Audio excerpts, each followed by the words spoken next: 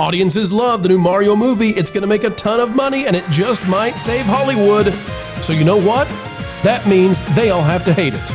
They're after it. They're attacking it. They're calling it a case of the manosphere. Toxic indeed. But they will tell you why greed should win over the Hollyweirds and help them understand Mario is here to save them from themselves.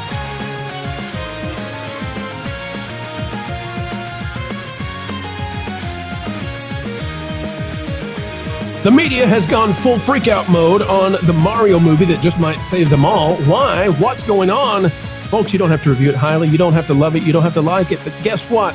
If you think Bowser represents the manosphere, as Grace Randolph apparently does, this on thatparkplace.com by Marvin Montanaro, I don't know what to tell you. The Hollyweirds have lost all plot. If you saw the first one, it's the same Bowser. He's not the embodiment of toxic masculinity. He's just a dragon turtle thing, okay? He's a king. But look at this. They're losing their minds. If we go to this, this would be The Guardian, the Super Mario Galaxy movie review, bland screensaver of a movie that's actually worse than AI. What else did they say? From the London Times, prestigious as it is, the Super Mario Galaxy movie review, is this the end of cinema? Damas y caballeros, if you survived the Emoji movie, I think cinema will survive Mario Galaxy, okay? There have been some bad movies. We've all been through them.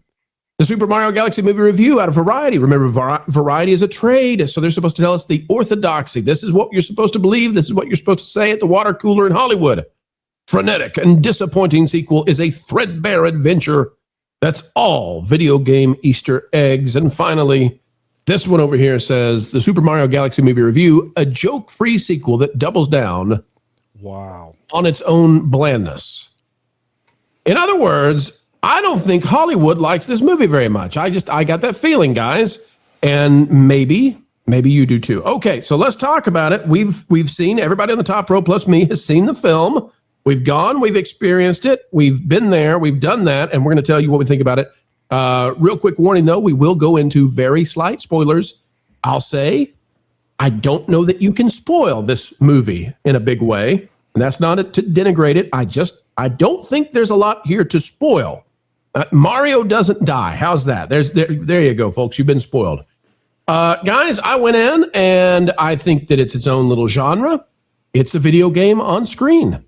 And if you like the first one, you're probably going to like the second one. I didn't like the second one as much as I liked the first one.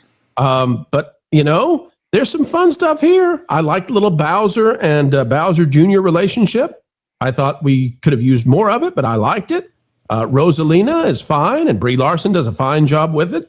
And Yoshi's cute. And I guess the main thing is it's a visual smorgasbord of fun. And the visuals are awesome. I think kids are going to love it. I think families are going to enjoy it. And it's fine for adults. It's not as good as the first one, I don't think. Panel, what say you? Is this truly the end of cinema as Hollywood wants to paint it? Only if that means that it's going to be a profitable movie. Well, it's going to be profitable. There's no doubt about that. Yeah. Hey, look. I think the hyperbole here on the critic side of the equation is worse than ever, and I think it really does show the fact that they don't care about having any credibility anymore. I think that's the thing that's been highlighted by all these terrible reviews. Why do they hate it, though, Culture? I mean, listen, Grace is out there saying that Bowser is part of the manosphere, whatever that means. Now that I've seen the film, I don't understand at all what she's talking about. If anything, I feel like Bowser was like evolving and headed in a positive direction. And, sure.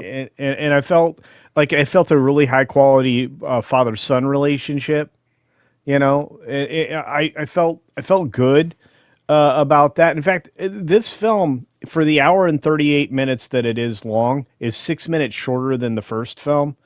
And the reason they use the negative connotation of the word frenetic is because they couldn't keep up. It was fast paced, so you couldn't go to the bar, get a drink, and come back and be caught up with the movie. So what you're saying is it was a kids movie. Yeah, it was a kids movie. It was designed to keep people's attention. But it's a beautiful film. It's gorgeous. Now, I think there are some places where we do side quests that are unnecessary. I thought that the Peach side quest took far too long. And I thought we missed out on some poignant moments that could have been. I would have liked to. I mean, frankly, I would have enjoyed something silly like just the two of us playing with Bowser and Bowser Jr. That would have been fun for me. I did enjoy moments like where Mario sort of validates Princess Peach because she's frustrated and he's not. And instead of trying to change her mind about that, he goes over and kicks rocks with her just so she can have someone by her side. I also really like that in this film, there's no doubt Mario likes Peach and Luigi wants a princess too. And one of the winning moments, maybe the biggest winning moment in the movie, is when Peach kisses Mario and he takes off his little cape from Mario World and goes, woohoo! And he takes off and puts a flag on the castle. You can't be more, well, the way we used to be than that. And I think that's why they hate it. I know it's not Wizard. You don't think this is Godfather Part 2, but what is it? What is this film? No, we need to. This is unfortunately this is another battleground topic. This is another battleground discussion. Just as everything is, it's not. We can't just have two sides. It's got to be 100 sides here.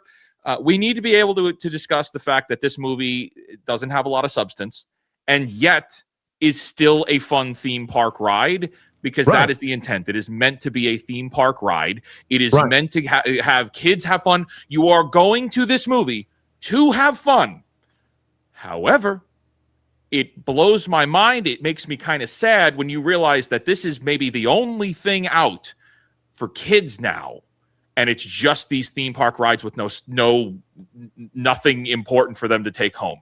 This movie is a commercial for kids to be introduced into the Nintendo sphere. This is a movie for kids to get attached to Yoshi's, right?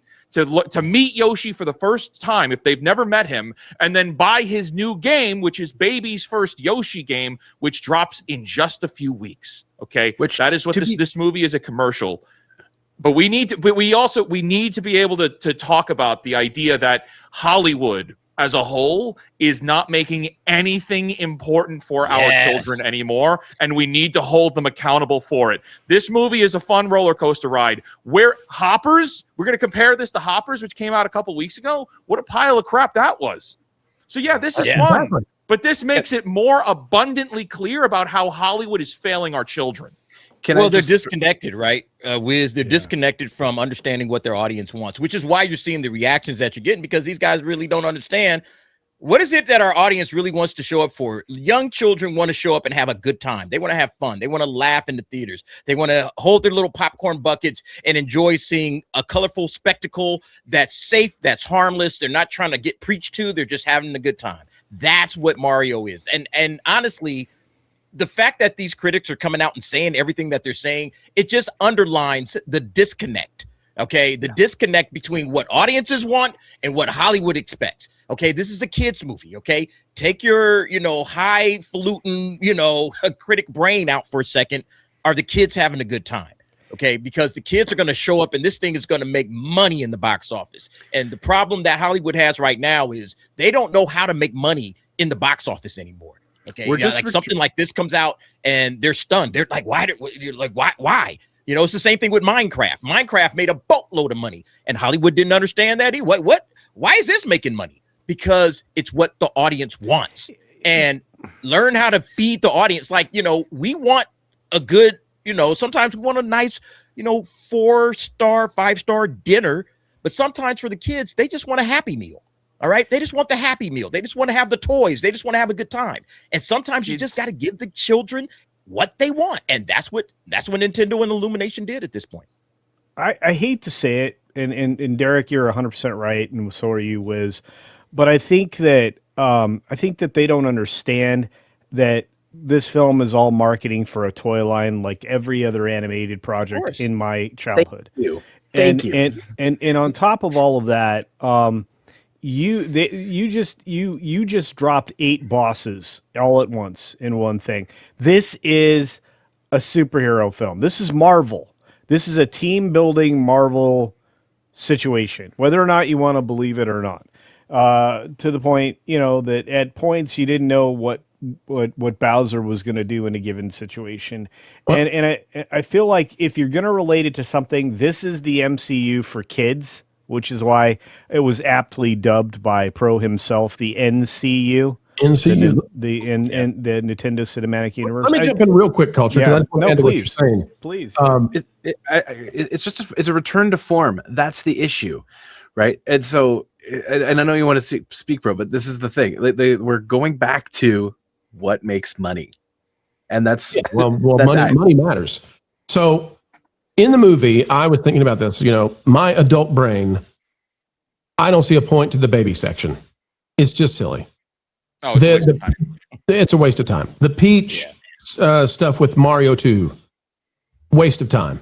We don't need it, even as much as I love the cameos. However, what I realized was I was in a theater that was packed with families. I mean, packed theater, and they applauded at the end. Yeah. When this baby section came on, yeah, the 5-year-olds, the 6-year-olds, the 7-year-olds, the 8-year-olds, they howled in laughter the whole way through.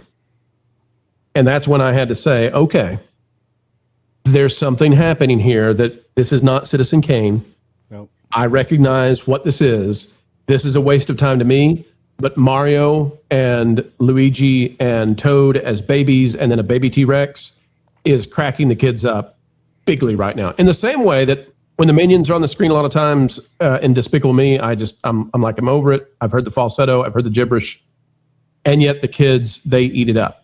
So I think in this film, if they had revealed that Rosalina, spoiler alert, if they had revealed that Rosalina and Peach are sisters at the beginning, I think the movie would have done better. I think if we had taken out some of the side quests and had more time to push this theme that a princess can love a plumber, I think that's there's a message there, and we didn't spend enough time on it.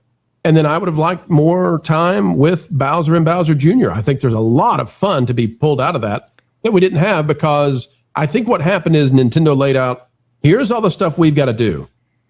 And it's just a sprint to get through it. It's not a bad movie. I'm not trying to say that, but it's not the greatest thing ever, but it's also not what Hollywood is saying.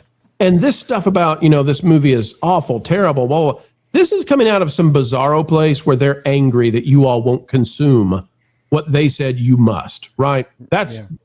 They're angry that you won't go see Ella McKay. You won't go see The Bride. You won't go watch Lightyear. You won't go watch Strange World. And they're furious at you that you'll go watch this instead.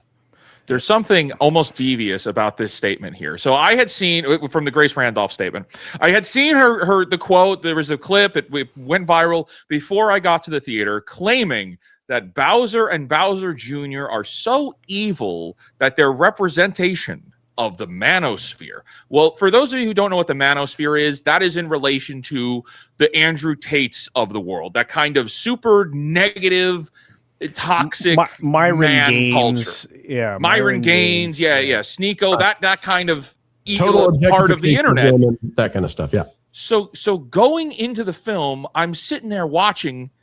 Where's the Andrew Tate stuff? Where's the Andrew Tate rhetoric coming from Bowser and Bowser Jr.?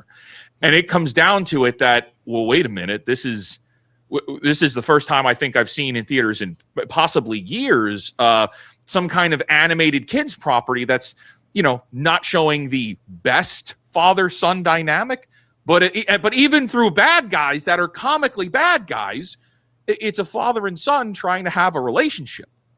We don't see that in anything anymore. The son so a father and son trying to have a relationship is considered toxic now. Right. We shouldn't. We're getting to a point where we need to. I've said it earlier. We need to raise the price of microphones because we shouldn't be listening to these people anymore. Microphones need to go up in price. They keep raising the price on game consoles and accessibility to media. Video games keep going up. Raise the price on microphones. Put them up to $3,000. We gotta make it where these people can't be talking so much anymore because it's dangerous. This rhetoric is actually dangerous. Yep. The fun little dynamic here is that Bowser Jr. is just a mean little Stewie kind of character. And he's completed all the plan, but he loves his dad, and his dad is trying to reform. And Bowser Jr. is just not going to have any part of that. He's like, come on, Dad, what are you doing, man? Get out of that. Let's go. We got to make Bowser World. Let's hit it. And that's what's so fun about it, right? It's fun to have the little bitty guy be the real devious one, and he's constantly trying to make his dad impressed with him. But darn it, he's Bowser Jr. Bowser the big guy. In his time as a shrunk little dragon, he went through therapy. He learned some things. He tried. He really tried. All right, Lauren, your thoughts on Hollywood and the punditry class and just how much they hate this out of, just anger that audiences would dare not go to what they tell them to. Well, not having seen the movie, I'm having a real hard time trying to know what to make out of this because I've heard such wildly different opinions. And weirdly, Fake Wizard, I think you gave me the most ringing endorsement for the movie because I kind of disagree with you that this is the type of movie that you need to have something that is a good message for the kids. What I do think is that it sounds to me, based on what you're all saying, that yes, they want money. They want to sell merchandise. And the time that I remember where I'm thinking 80s cartoons like He-Man and Transformers and those kind of things is when those things were the most overtly commercial. They were all to sell toys, but they also had a moral at the end. And it was something that got kids engaged and actively participating and role-playing, thinking about how to play with these toys and act them out and play out their fantasies. That, to me, is all you need. And it sounds kind of like that's what they're doing here. Yeah. I would just, real quick to respond to that, I'm not saying that this particular film needed to have a really emotional core to it. No. I'm saying that this makes it clear there are none.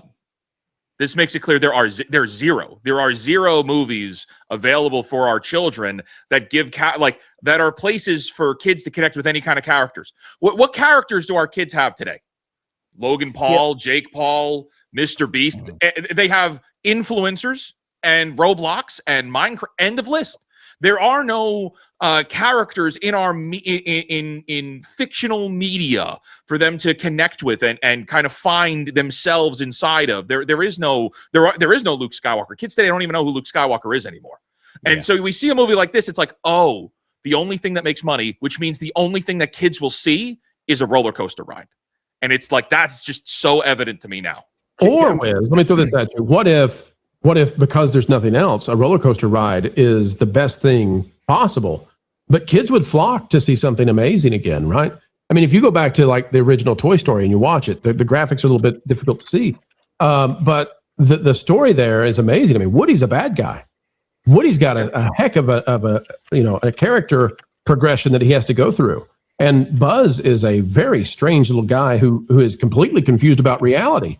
And by the end, they're a team, and they struggle through that to become a team and to be something better. Kids, if we made those kinds of movies again, kids would flock to it. But in the absence thereof, a roller coaster is not bad. Well, the question I would ask out of this is that the movie trailer that dropped yesterday was He-Man. Do you think that has the potential to be the kind of thing that you're looking for here? I don't know. I don't know. I doubt them. I doubt Hollywood has the ability to do it anymore.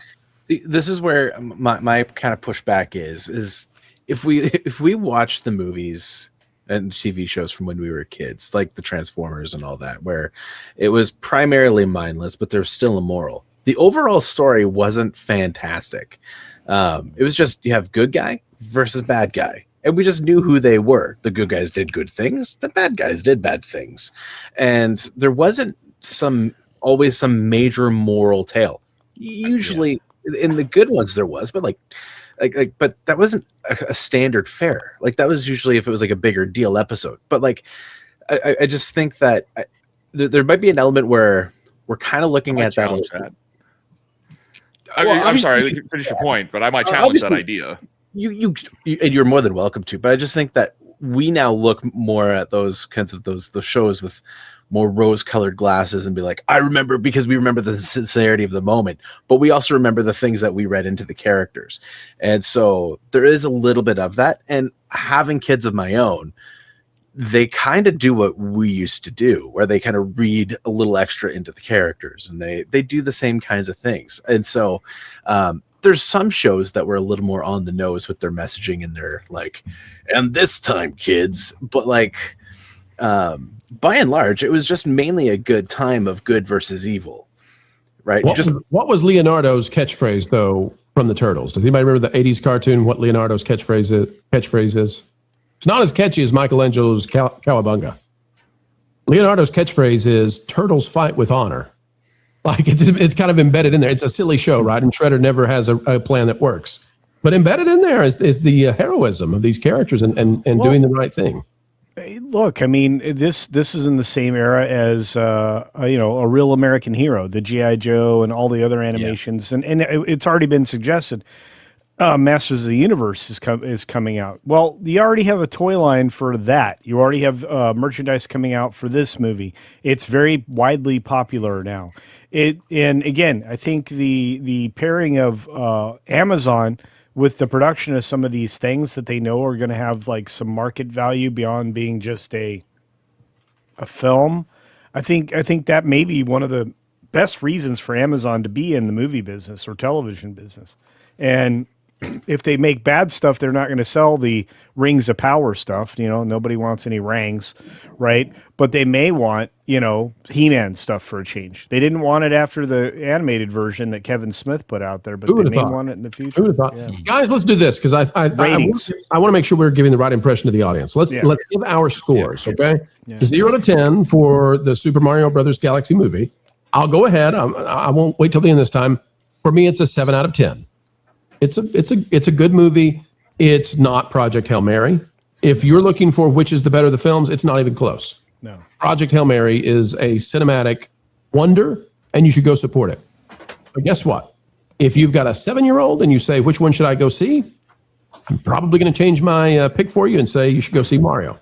Culture, I'm giving a 7 out of 10. What do you give the film? See, and I give it a higher score because I adjust it for what it is, for the genre, for the target audience. This is an 8 for a kid's film.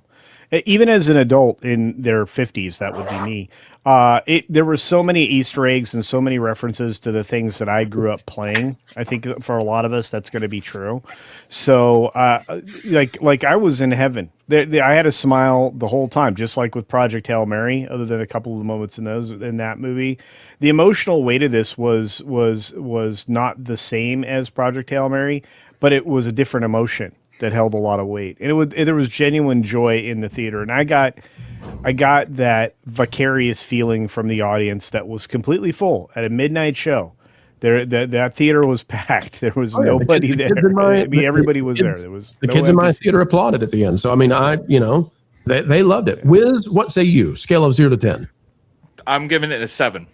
Okay. I have to agree with you. I think this is a 7 movie. Like just to summarize, I don't have a problem with this film. It's like, it's abundantly clear to me how badly Disney's playing this, how we're missing things. And that's it. Like, that's where I'm coming from. I'm like, come on, man. We had it so awesome in the past. And it wasn't too long ago. We were just on a different stream. We were playing like, hey, Pokemon. You remember Pokemon? Remember the Pokemon, the first movie? Remember that profound quote at the end? It's not the gift of life that it's not your birth that defines you, but what you do with the gift of life that defines who you are. That was Pokemon in 1998, okay? Mm-hmm. And now we have Hoppers, which is it's embarrassing. 7 out of 10, roller coaster ride. Your kids are going to love it. You will have a good time.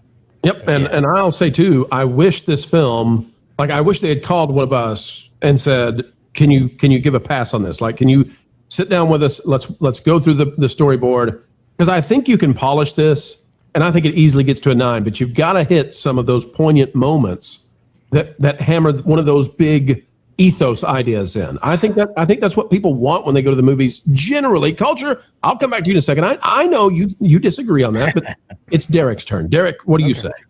The kid in me gives it like a good 9 out of 10. Honestly, the kid in me loves this, but the adult comes in and says, "Well, and then I start rating it down. I would probably say it's still a good 7, 6.5 to 7. Looking through it with more grown up eyes, but I think the kids are gonna love this. I think this is gonna make a ton of money. It's like I said, it's just Easter eggs, and if you grew up on Mario and you watched Mario, you will have a good time. You know, if you're some old curmudgeon that hates video games and hates all fun things, yeah, you're probably going to give this a 1 out of 10 because you don't get it. But everybody that has grown up playing this, look, we've been playing Mario's. Like, this is my shirt, right? 85, okay? 1985. That's how long this franchise has been floating around, and it's been pleasing people ever since then. So I think most people will enjoy it if you're a Mario fan, if you're a kid at heart. I think the kids are absolutely going to go bananas over this. Yeah, I think it's a 9 out of 10 for the kids. Did you see that thing at the beginning of the movie where it had the little anniversary thing tick off? Right, Yeah. right. Yeah, it was so cool. I was like, 40 years. Okay. I love the parts where they when Bowser Jr. is looking at what's going on through his little camera, it's actually NES version or SNES so version good. 2D Mario. So good. There's so That's- much of that. That's a going on. genius design Yes. move. Folks, what we're here to tell you is it's a fine movie. Your kids are going to love it. They're going to really, really like it, especially if they're hyper kids. Nobody's going to get bored of the movie. I'll tell you that. No. The second act has some pacing issues, but if you're listening to commentators who are telling you this is part of the toxic manosphere, they skipped out on whatever it is they need to take in the morning. Like they missed it, and they need to go back and take it quickly. And as Wiz said, and that's, listen, I've not heard anybody come up with that before. I love this. It's time to raise the price on microphones. I am with you, Wiz. That's right. Wiz, I'll give you the final word, man. This was expensive. Wrap this topic up for us. What do you got to say on it? Seriously, this is finally something to take your kids to that is fun, and the whole family can enjoy it. I think it's have fun with it, because there's finally something worth being excited for this weekend that you can do with the whole family. Like, it's there for that. That is the point. Just go have fun. This is not meant to be the kind of thing that you really read into, and that's okay sometimes.